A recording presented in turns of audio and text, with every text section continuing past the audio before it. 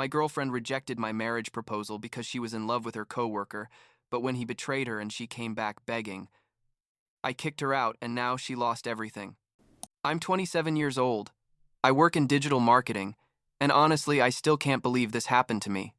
I've been like 3 months trying to process this whole mess, and I guess writing this is going to help me because, truth be told, I feel like if I don't get it out of my system, I'm going to explode. What happened basically destroyed a 4-year relationship in a matter of weeks. And the worst part is, I thought we were doing great, that we were that kind of couple everyone envied. You know. Spoiler alert, we weren't.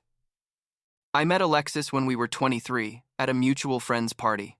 She was amazing. I mean, the kind of girl who, when she walks into a place, everyone turns to look at her, not just because she's pretty, but because she has that energy. You know what I mean? She was funny, smart, ambitious, and from the first moment there was chemistry. We started dating like a week after meeting, and basically never separated since then. We'd been living together for 2 years in an apartment. We got together, we had plans, we talked about the future all the time. She worked at an advertising company as an account executive, and I was at my marketing job, and we were doing well. Like, we were successful for our age, we had good salaries, we traveled, went out with friends. Life was good. After 4 years together, I felt it was the perfect time to take the next step. My parents got married after 5 years of dating, but I didn't want to wait that long because, honestly, I already knew Alexis was who I wanted to spend the rest of my life with. We talked about marriage several times, like it wasn't a taboo subject. She said things like, someday we'd get married, that she'd like a beach wedding, that kind of stuff. She never gave me signals that she didn't want to. Literally, never. So, in December last year, I decided I was going to propose. I planned everything weeks in advance. Bought the ring, spent like 3 months' salary on that thing. A beautiful diamond ring that I knew she'd love. Booked a weekend at a resort like 2 hours from the city, one of those fancy places with a lake view and everything. I told her it was just a romantic getaway because we were stressed with work, and she was super excited. The day of the proposal, everything was perfect. I'd hired a discreet photographer to capture the moment, arranged for them to put rose petals and candles in the area where I was going to propose, took her for a walk on the dock at sunset. Alexis was happy, taking pictures, laughing, acting completely normal. When we got to the spot, I gave her the whole speech. I'd practiced like 1,000 times, told her how much I loved her, that I wanted to spend the rest of my life with her, that I couldn't imagine a future without her. I got down on one knee, pulled out the ring, and asked her if she wanted to marry me, and she said no. Well, not exactly no, but that she needed time to think. I stayed there, kneeling like an idiot while she looked at me with tears in her eyes and said, Ian, I love you, but I think it's too soon. Can we wait a few months? I need to be sure. I was in total shock, like I literally couldn't process what was happening. The photographer obviously captured all of that, which now that I think about it is almost comical, how pathetic it must look. I got up, put the ring away, and didn't know what to say. She tried to hug me, but I was like numb. I couldn't even react properly. The rest of the weekend was the most awkward thing in my life. We tried to act normal, but the tension was unbearable. On the drive back, we barely talked. She looked out the window, and I had my hands gripping the steering wheel, trying to understand what had gone wrong. When we got to the apartment, we tried to talk. She told me she loved me, that she just needed time to process everything, that it didn't mean she didn't want to marry me eventually. I wanted to believe her, honestly, because the idea of losing her terrified me. So I said, okay, I'd respect her time, even though inside I felt something didn't add up. The next 2 weeks were weird. She acted normal most of the time, but there were moments when I'd see her distracted, checking her phone more than usual, coming home late from work. I tried not to be paranoid. Like I told myself I was being insecure and that I had to give her space. But my sister Vanessa, who's always been the most direct one in the family, told me one day when I went to visit her, Ian, wake up. That woman is putting you on hold because she has someone else in her sights. It's classic. She's using you as backup. I got angry with her, told her she was being dramatic, that Alexis wasn't like that. But Vanessa insisted. Told me she knew the signs, that she'd seen that story 1,000 times. I bet you anything, there's another guy, she said. I didn't want to believe her. But after that conversation, I started noticing things. Alexis mentioned a guy from her work a lot, Blake, which at first didn't seem weird to me because she always talked about her coworkers. But it was different when she talked about him. Like her face would light up, she'd tell anecdotes about funny things he said, mentioned they'd gone to lunch together. When I asked more about it, she'd get defensive, say things like, "Oh, Ian, he's just a coworker, don't be jealous." That made me feel bad, like I was the problem. One night, like 3 weeks after the failed proposal, Alexis was showering and left her phone in the living room charging.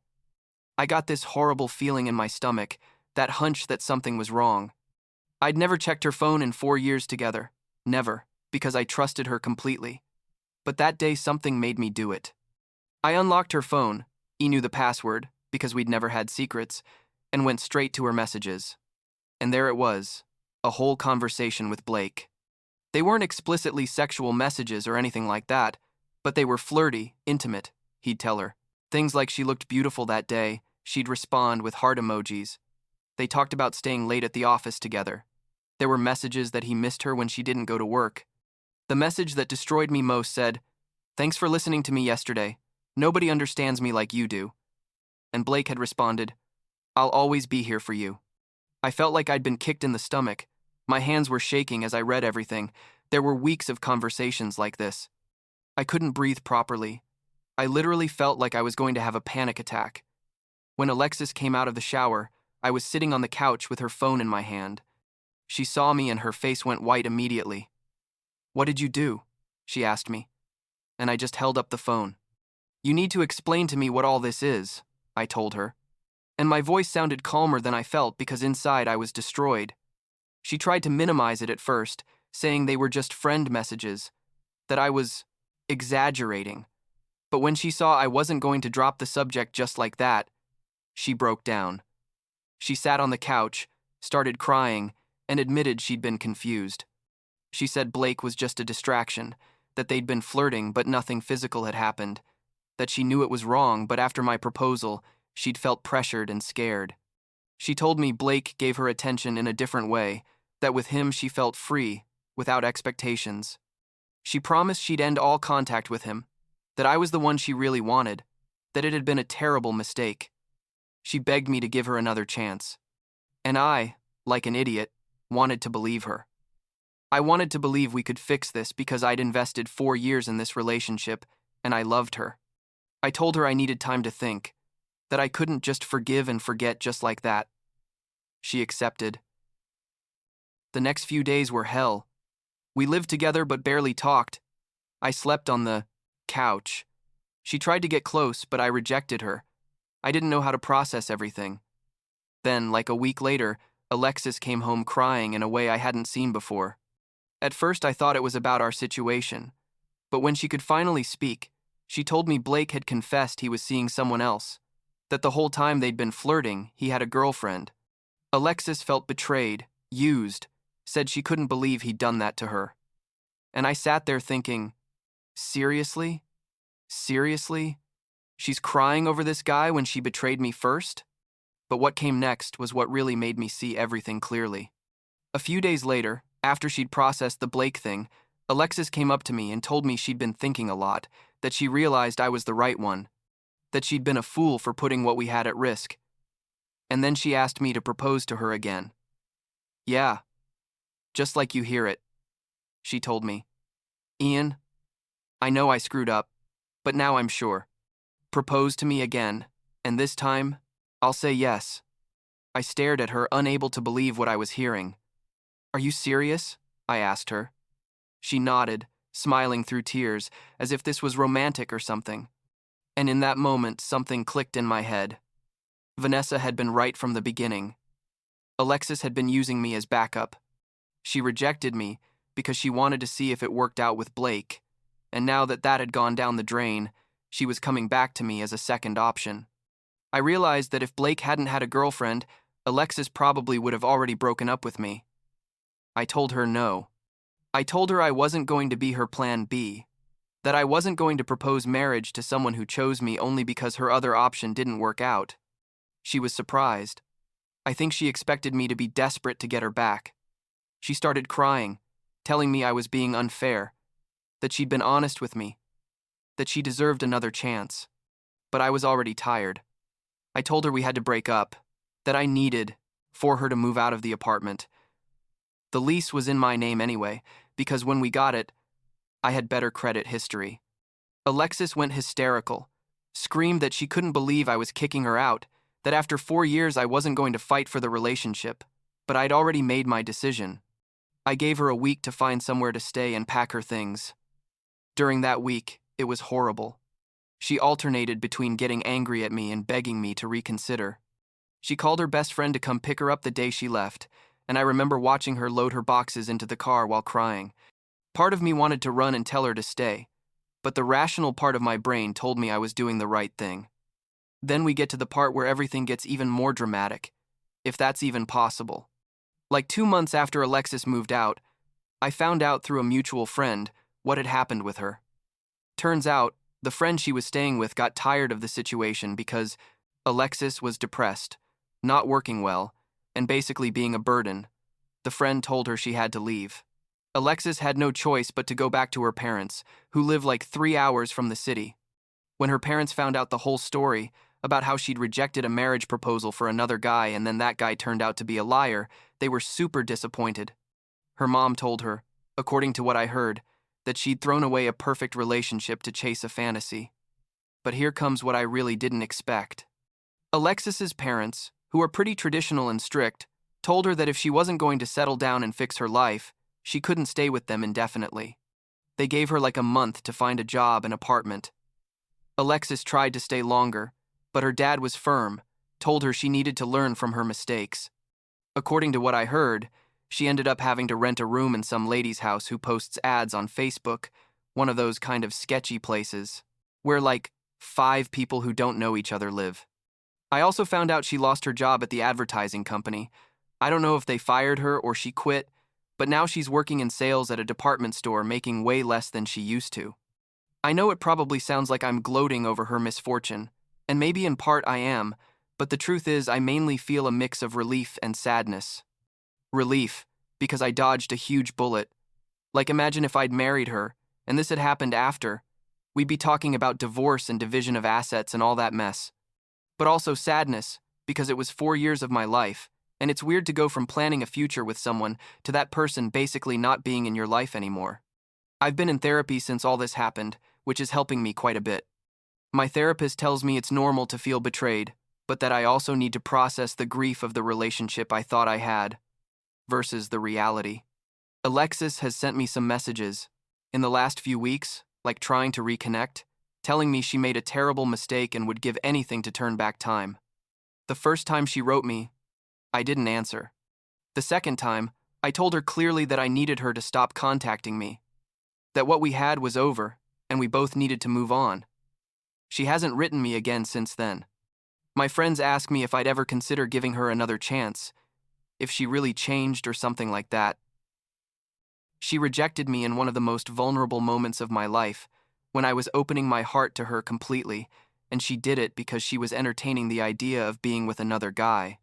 Then, she only wanted to come back to me when that option fell through. That tells me everything I need to know about how she really valued me. And no matter how much she says she's changed or that she regrets it, I can't forget that feeling of kneeling there with the ring while she basically told me I wasn't enough. Now I'm focusing on myself. I went back to the gym. I'm going out more with my friends. I even started seeing someone new like a month ago. Nothing serious yet, but it's nice to meet someone without all that baggage. My sister Vanessa, who was the one who opened my eyes from the beginning, constantly tells me she's proud of me for respecting myself and not accepting being anyone's second choice. She's right, I guess. I deserved someone who'd say yes without hesitation when I proposed marriage. Someone who'd choose me first, always, not just when the other options ran out. What bothers me most when I think about all this is that I lost 4 years. Some of my best years, probably, with someone who in the end turned out not to be on the same page as me.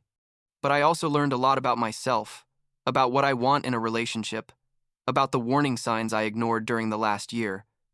Because being honest, there were probably signs that Alexis wasn't as committed as I thought, but I was so in love, I didn't see them or didn't want to see them. The ring is still stored in a drawer in my nightstand. I still don't know what to do with it. The jewelry store doesn't accept returns after so long, and selling it feels weird. My mom told me to keep it, that someday I'll find the right person, and maybe I can use it then. I don't know if I'll do that, but for now it's there, like an expensive reminder of this whole mess. The truth is, there are still days when I wake up and think about Alexis, about the good times we had, about all the things we planned together that are never going to happen. But then I remember the face she made when I asked her to marry me, that face of panic and doubt, and I remember why I made the right decision. Nobody should have to convince their partner they want to be with them. Nobody should be someone's second choice. My friends ask me if I'm ready to propose marriage again, someday. And honestly, I don't know. That experience left me a bit traumatized, like the idea of getting down on one knee again and risking another rejection gives me anxiety. But I guess when I find the right person, someone who's as sure of me as I am of them, it'll be different.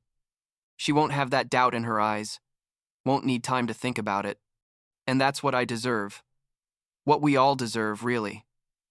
For now, I'm okay being alone, rediscovering myself outside of that relationship. It's weird after so long.